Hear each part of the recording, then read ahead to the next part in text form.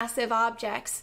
It's very powerful. But if you pick him up over your head to throw him off a railing, he goes, "Ah, put me down. Stop that." And then he dies. Number 5, at a point in the story at which Kylo Ren has already found out that the voice of Vader was Palpatine the whole time, and he's not even loyal to Palpatine, and he's figuring out a way to defy his orders, he then goes to his room and touches the Darth Vader helmet in order to commune with it, as though he still thinks it's Darth Vader. I guess this whole sequence with the Vader mask was probably already shot before they rewrote the script to have Palpatine be in it.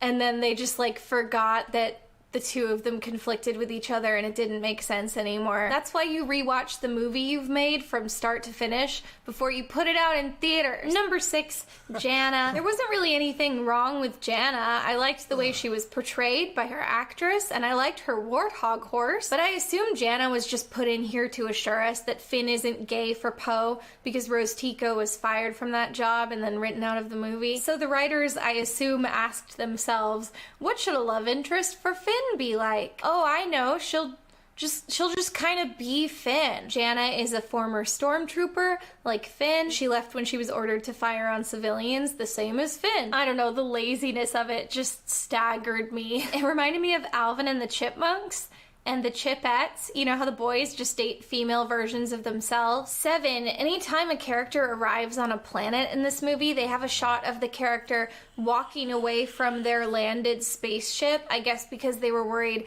that if they didn't have that shot, we'd be like, how did they get on this planet? Through what means of transportation? This one kind of speaks for itself. It's just a little thing that I thought was weird. And they're never climbing out of the spaceship either. I assume because the spaceship is entirely CGI, or it's like a static prop that doesn't open. So yeah, add that to your drinking game if you want to, especially on Exegol. I think it happens like 3 times in a row there. Number 8, Chewbacca exploding. So walk me through how this happens. Finn, from like 30 feet away, watches with his own eyeballs as Chewbacca is loaded onto a transport in the middle of this huge, open, barren desert. This next bit is shot like a comedy. So Rey is in the middle of something, and then she hears Finn yelling, "Rey!" And then she turns around, and Finn like runs out from behind a rock, and he's waving his arms frantically, and he's like, "Rey, they got Chewie! They got him!" And then, exactly like it's a comedy beat, a perfectly timed transport rises up from behind the rock. And then Finn exaggeratedly points to it, and he's like, "That transport! Chewie's on there! That one!" Then Rey tries to grab it with the Force to stop it from leaving, and I was like, oh no, what if she makes it crash by mistake? Because, you know, pulling on a ship that's in flight could be dangerous, I would assume. Instead, Force lightning erupts out of her hands, and the ship explodes before their eyes into hundreds of fiery pieces. To make things even funnier after it happens, Finn is like, no, but it's not like the right kind of no. He kind of just seems annoyed, and then he like throws his arms down in like an oh man kind of gesture. It looks like the kind of no that you do if you're like a high school football coach and your team has lost the ball, and not when your friend is exploding. There were a lot of moments like that in the film where like the character seemed like they reacted wrong, like maybe the actor didn't know what they were reacting to in that moment, or maybe like they were reacting to a different thing and then the editor pulled a reaction from the wrong time, or this is just the footage they had and that thing had not originally happened, and they're like, well, we got a shot where he says no, so we'll just use that. Anyway, like a lot of things in this movie that didn't really ultimately work for me, I felt like the idea of Rey exploding Chewbacca by mistake through like dark side magic was a very cool concept. You know, Rey will blame herself. She will grapple with the responsibility of her Force powers and whether or not she can be trusted, and maybe there will be tension with her friends. But no, again, like a lot of things in this story, it's not treated with the emotional weight you feel like it calls for. Rey feels really, really bad. She's like really upset, and then the scene changes, and then they have more adventures to do, and she just kind of like forgets about it and is back to her plucky self. They don't really unpack it from there. In fact, they're on the next planet in their mission, and they start saying things like, if we don't succeed, Chewie will have died for nothing. And they say it like that, like passively, like he'll have died for nothing, not Rey murdered him. Kylo Ren also didn't react in any way to Chewie exploding. Like, he seemed more intrigued that Rey had that power and not like, oh, hey, I've known that big furry monster since I was a baby. Like, he's a family friend that I presumably know quite well. I know he hasn't had a good relationship with Chewie in recent years, but I don't know, you'd think he'd feel some kind of way about it. But then none of this even matters because it turns out that Finn mixed up the transports. Chewie wasn't on that ship.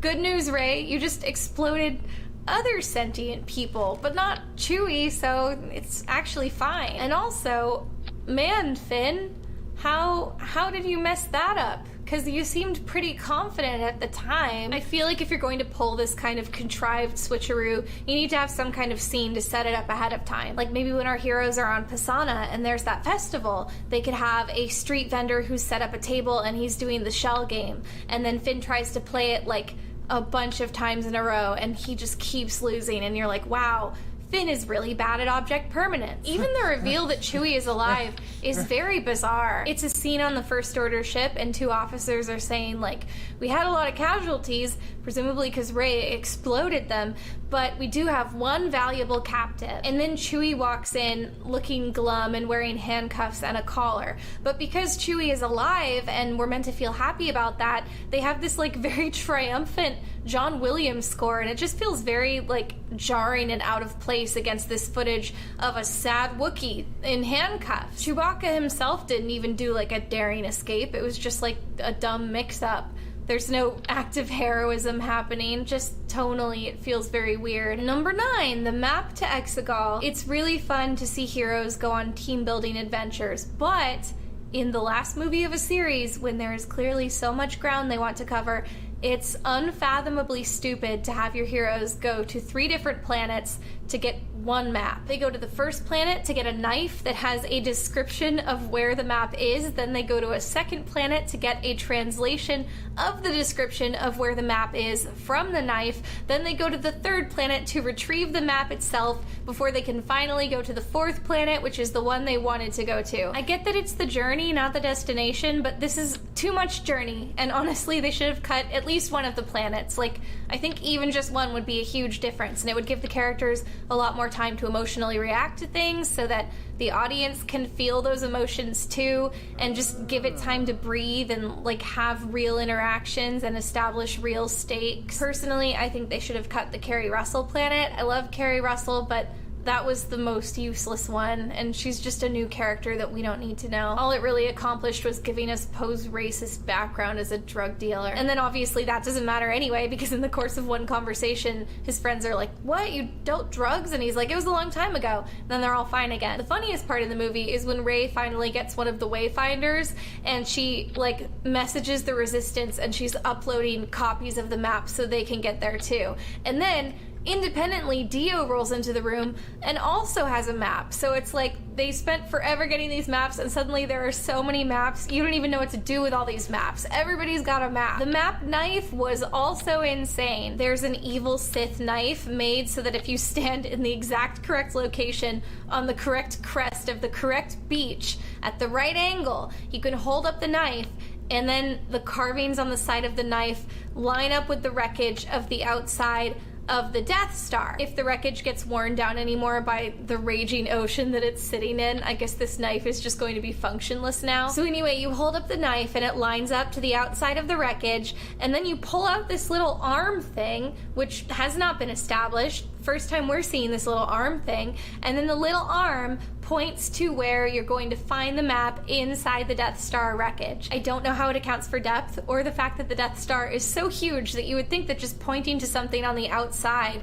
is like pointing to a globe and being like, it's in California. Anyway, before our heroes had this knife, it was in the possession of Ochi, an evil alien who was tasked with bringing Rey to Palpatine. So you mean to tell me that Palpatine asked a guy to deliver something to him as soon as possible, but for the return journey he was just like, here's a knife that will lead you to a map of where I am. I'm just going to assume that he also puts all of his Postmates drivers through this rigmarole as like a power play. Number 10, Rey's parents sold her to protect her. So Kylo Ren tells Rey that he didn't lie to her in the last movie and that her parents are nobodies, but only because they chose to be. Which sounds like a lie, or at least a serious retcon, but okay. It turns out Rey's parents did love her. They just had to send her away to protect her from Palpatine. And then he says, they sold you to protect you, which is the worst line in the whole movie. I just love this concept. They wanted to protect her, but yes, money did change hands. Also, in hindsight, the fact that they haggled was a little gauche. And they did spend the money on space tequila. None of the rest of it makes any sense either, in case you were worried. Since Rey did successfully stay hidden for so long,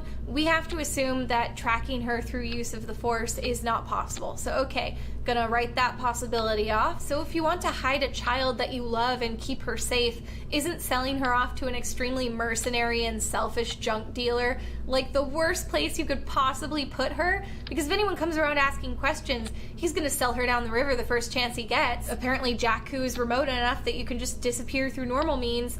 Why didn't the whole family just go into hiding on Jakku? Why did Rey have to be by herself? You'd think even if they wanted to lead Ochi or bounty hunters or whatever away, they could have sent like one parent to look after Rey, and then the other one is like, I'll sacrifice myself and lead them away, but she won't be a sad orphan like working for a living in the desert and getting beaten and starved. Why not find like a kindly old lady somewhere and then leave Rey on her doorstep in the dead of night so the lady doesn't see your face and you can't be connected to her? Why not just go to the Resistance and they'll look after her because they don't like Palpatine? Rey's parents were apparently immediately caught and interrogated about Rey's location, but it didn't work. They kept it a secret. So if it was that easy, couldn't they have taken her someplace nice and not miserable and then kept that a secret? Then let's unpack Ochi and that whole sequence of events, because I don't get it. When Rey is in the desert with her friends, she sees Ochi's ship and she's like, I've seen this ship before. That's already a funny sentiment to me in Star Wars. Like, spaceships are mass produced, right? I don't sit in traffic and like see a blue Honda Civic and go,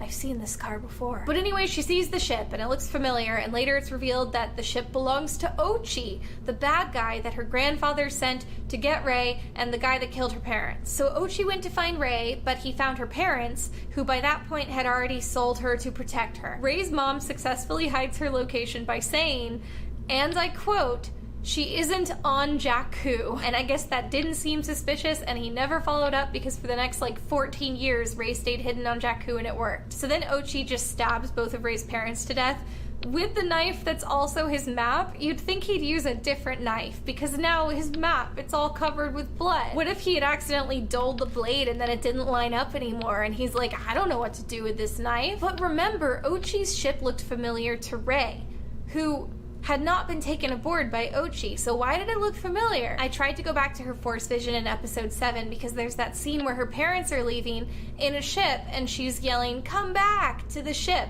And I think it kind of looked like Ochi's ship.